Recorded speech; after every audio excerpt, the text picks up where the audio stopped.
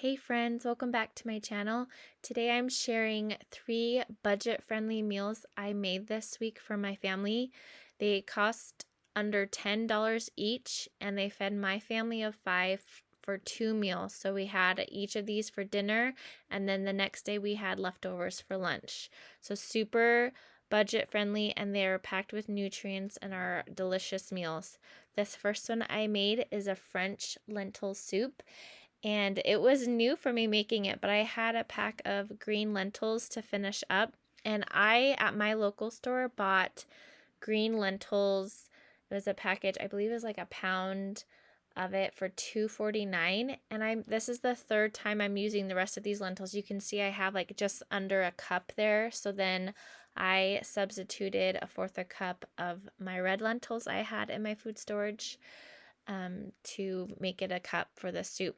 But it's just the basics, the carrots, celery, and onions and garlic that you cut up and saute, and it is delicious. This was one of my favorites that I made this week, and actually my daughter, which I was surprised, she's the youngest, and she asked for this soup every day.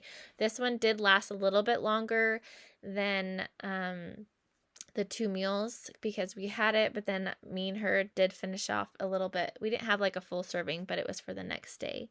And I will link the recipe to each of these meals down below, and you can add your own twist to it or use up any leftover veggies and stuff you have in the fridge.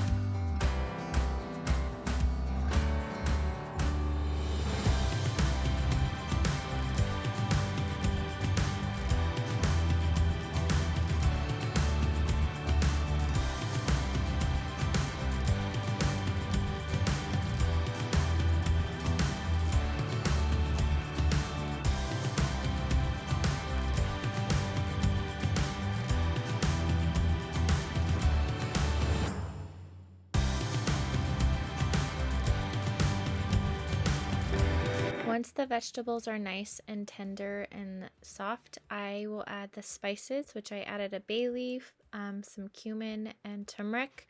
You can do it to your liking or follow the recipe. It's up to you. And then I will be adding almost a full quart jar of homegrown, home-canned tomatoes. They are whole tomatoes, so I ended up just kind of using the back of my wooden spoon and crushing them because I think the recipe calls for diced tomatoes, but I didn't have that on hand, so I'm just trying to use up what I have in my fridge and pantry to save me money. Then you will add your rinsed lentils to it and stir until combined. And once that is combined, you will add your vegetable or chicken stock or water if that's what you have on hand to make it even more budget friendly. I have this quart jar of chicken stock in my fridge that I made with rotisserie chicken bones that I had left over, so I always keep usually something on hand. Then you will just let that simmer for a while. I feel like it was about 20 to 25 minutes, and I tasted it to see when the lentils were nice and soft. And then I made a cashew cream to go in it. This was just some soaked cashews and almond milk and salt that I blended up in my Vitamix. You are welcome to use heavy whipping cream. I think this recipe was trying to make it vegan friendly and more nutrient dense, packed with more nutrients. So I tried this cashew cream and my family could not tell a difference between this and heavy whipping cream.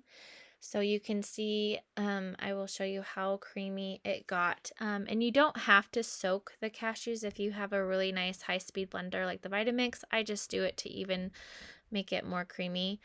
And then I will add that to the soup, along with a few handfuls of spinach. And I think the recipe calls for kale or Swiss chard, but spinach is what I had on hand. So that is what we used in the soup.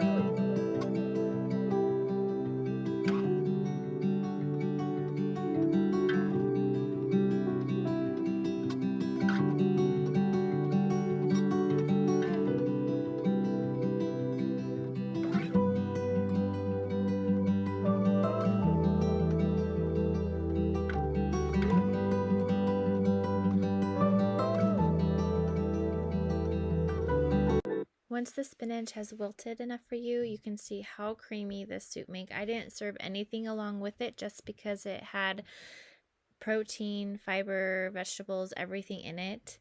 The second meal I am making is a goulash. This is a family favorite for my kids. My husband's not a fan. He's not really a fan of pasta dishes, but he still eats it.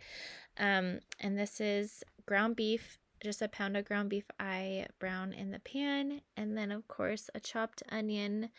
I add onion to everything. I'm an onion lover. I know that is either you love them or you hate them. I have a friend who finally chops them up and puts it in their dishes, but just even will use a half or a fourth of an onion. I use a whole onion every time, just like I use a whole head of garlic instead of just one or two cloves. I just love all the vegetables. If you saute them, I feel like it adds good flavor. Once that is added to the pot with the beef, I will then add some garlic powder, pepper, and salt, and just brown the beef until it's nice and brown and caramelized. I know you can add and sneak in some more veggies in goulash. I've had friends added some really fine diced carrots in it. I just kept it. This is just a classical kind of how I grew up. My mom did not add tomato sauce that I can recall growing up, but I have a son who loves tomatoes. He will eat them like apples. So I make it as tomato flavored as I can, and they just eat it up. So instead of the tomato sauce that I end up adding in this, you can just add extra beef broth or stock, or even chicken stock works. The flavors will just blend and go together.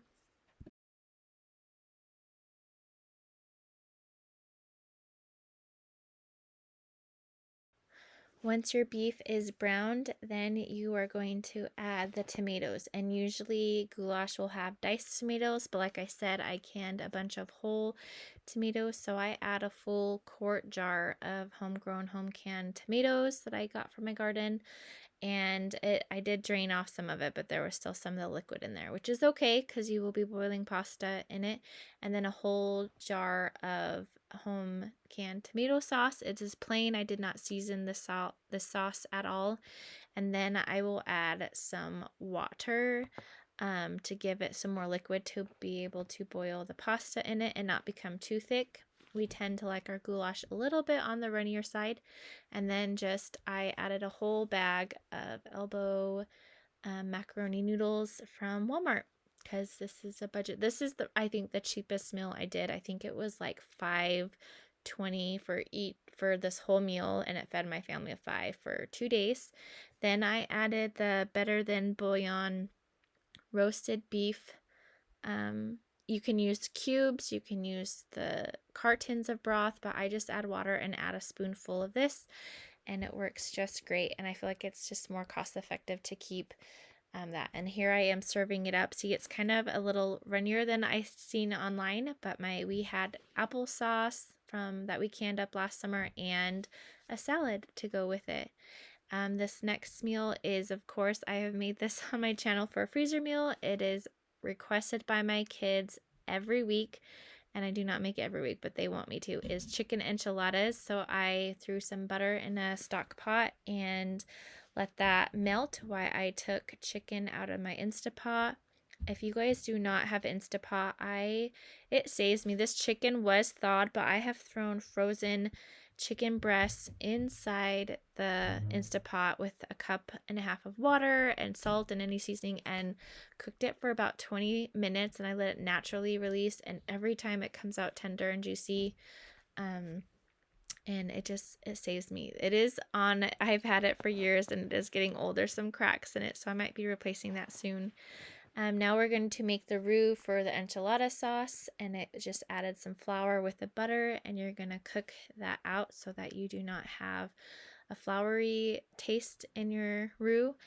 And then again, I am adding water. I did strain some of the broth out of the Instapot that the chicken was cooked in, and then I topped it off with water on top and added that to my sauce. And I know I've made chicken enchiladas a lot. My family is not a fan of the beef ones. The red enchilada sauce I have made homemade and I have bought and canned, and each time I make it, two family members of mine always feel like they get heartburn. I don't know if it's the chili powder in it or what, but I did use, again, surprise surprise, chicken bouillon, the chicken one, and you can use, like I said, powder or even vegetable. And then I added a third of a package of cream cheese to this sauce. It helps mellow out. My daughter thinks these canned green chilies are spicy. I don't feel like they are. No one else in my family, but so I added the cream cheese to kind of help her feel like it's not. And it made it super creamy. The sauce just soaked into the tortillas, and my kids were raving about this. This meal did not come up. It fed us for dinner, but it did not last full lunch for everybody the next day. And then this was a jar of home canned salsa I canned last summer, and I was just straining it off to get the excess juices off and then adding it to my enchilada sauce to use up. I love emptying my fridge and using up things in it. And once this sauce is ready, then it is time to assemble. I think enchiladas are a go-to and really quick and easy once you have all the components done, and you just assemble and bake it.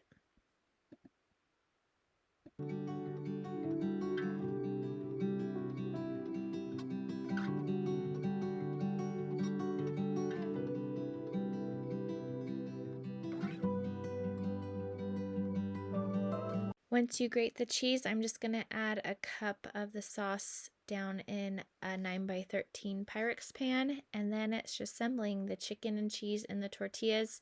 And yes, I did use Mission tortillas. I have made my own tortillas, and I think they just up the flavor. I love homemade tortillas. I just did not have time this week, and I just used the store-bought. Sometimes we do that, but I will be making a bunch of tortillas that I want to stash in my freezer for this summer, so I don't have to buy any this summer because I always have all the ingredients on hand to make them. It's just the time to be able to make them and cook them on top of cooking all the rest of the components for the dish and then doing it. So will be sharing that video of making the homemade tortillas to stock my freezer. I hope for the whole summer because we eat a lot of tortillas in this family. We love breakfast burritos, regular burritos, enchiladas, and my kids just eat them plain with even butter on it and egg in the morning. So yeah, you just assemble them, and then I'm dumping the rest of the sauce all over. You can see how creamy and delicious it was. And all that Mexican flavor from the home canned salsa. The salsa did have some more green chilies and jalapenos in it, but they were seeded, so they were not spicy. My daughter did not think this was spicy at all. If you do like heat, you could add even more, or even add like a hot sauce on top. But once it was done assembling, I put the cheese on top and baked it. I think I baked it at 375. This is the only one I do not have like a written out recipe because I just used what I have and throw it in the oven, and each time it could be different. So next I was just making the sides for it, which is I buy cabbage weekly or every time I go grocery shopping, I feel like they last forever in the fridge, especially if you wrap them in tin foil or beeswax covering. And I just think they're an underrated vegetable. So I just use like a third of a green cabbage and a third of a purple cabbage. And this is just a good, cool, crunchy salad that we have on the side with Mexican food, because it just, as it combines with it, it just tastes delicious, along with some diced tomatoes and avocado we ate on the side.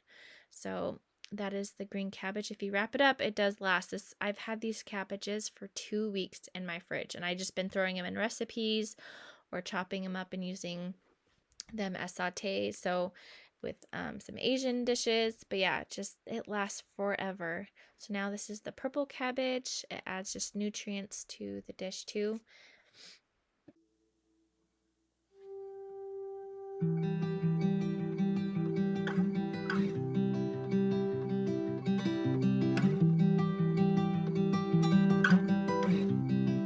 Once you have your cabbage all diced up, I'm going to salt it and add some lemon juice. I usually use lime, but I had lemon on hand. Like I said, these are budget friendly, using what you have in your fridge or in your pantry, and putting some citrus on it just makes it nice and bright. And it tastes so good with it. My kids even like it this way. But yeah, and then once the enchiladas come out, I do let this sit kind of, and it just gets tender, and it just, the acidic with the salt just combined is delicious. And then we will assemble the plates, some of the cabbage salad and the yummy cheesy chicken enchiladas you can see there. I love when they get that golden brown on top. And then I will top it with diced tomato that I had on hand to use up before it got soft, and an avocado that I just do a few slices of it on the side. So some of my kids mix it on top of their enchiladas, and actually, like, my daughter just loves to eat avocado with salt on it as a side, kind of like how I sometimes put sauerkraut on the side as a side dish as a vegetable. But it was delicious. I think this was my kids' favorite. You can never go wrong with enchiladas for them. But these are my budget friendly meals I made this week. I will hope you give them a try, and I hope they inspire you to use what you have. And the recipes will be down in the description box below. I hope you guys have a nice day.